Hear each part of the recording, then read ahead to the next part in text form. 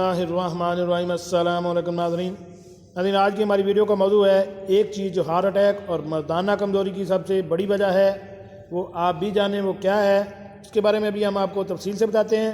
Video شروع کرنے سے پہلے میری آپ سے ریکویسٹ ہے کہ اگر آپ میرے اس چینل پر نئے ہیں تو میرے اس چینل کو سبسکرائب کریں اور ساتھ بیل آئیکن کا بٹن بھی پریس کر دیں تاکہ ایسی معلوماتی ویڈیو آپ کو بار وقت مل سکے۔ یہ کام ہارٹ اٹیک کا باعث بنتا ہے۔ وہ کیا بنتا ہے کہ تازہ خبر لاش کا معائنہ کیا جائے تو اس کی موت کی وجہ نظر آ جاتی ہے۔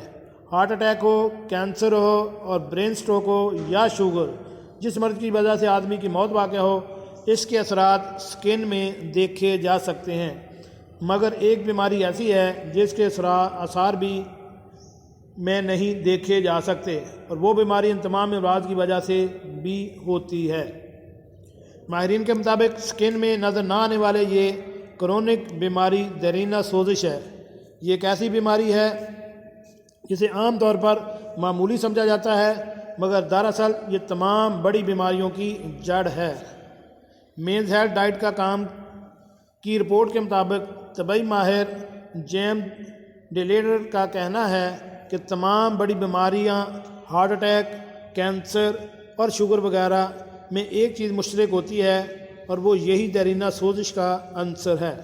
سائیکالوجی اور فارماکالوجی کے پروفیسر اسکائی چلٹن کا کہنا ہے کہ ثبوتوں سے ظاہر ہوتا ہے کہ جوڑوں کی سوزش، بعض مخصوص قسم کی الرجیز اور دمہ جیسی بیماریوں میں خطرناک حد تک تیزی سے اضافہ ہو رہا ہے۔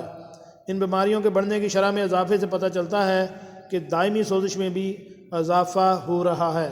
ماہرین کا کہنا ہے کہ جسم کا سرخ ہونا، حدت محسوس کرنا، انفیکشن سے سوجن ہونا وغیرہ دیرینہ سوزش کی علامات ہیں۔ جب آدمی کو کوئی زخم لگتا ہے تو اس کے خون کے سفید خلیے اس زخم کی جگہ کو گھیرنے اور محفوظ کرنے کے لیے وہاں جمع ہو جاتے ہیں۔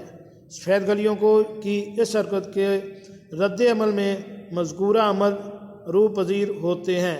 اس طرح جب کسی کو نمونیا یا کوئی اور انفیکشن ہو تو یہی سفید خلیے انفیکشن کے بیکٹیریا کے گرد جمع ہو جاتے ہیں۔ اس وقت بھی انفلیمیشن وقوع پذیر ہوتی ہے۔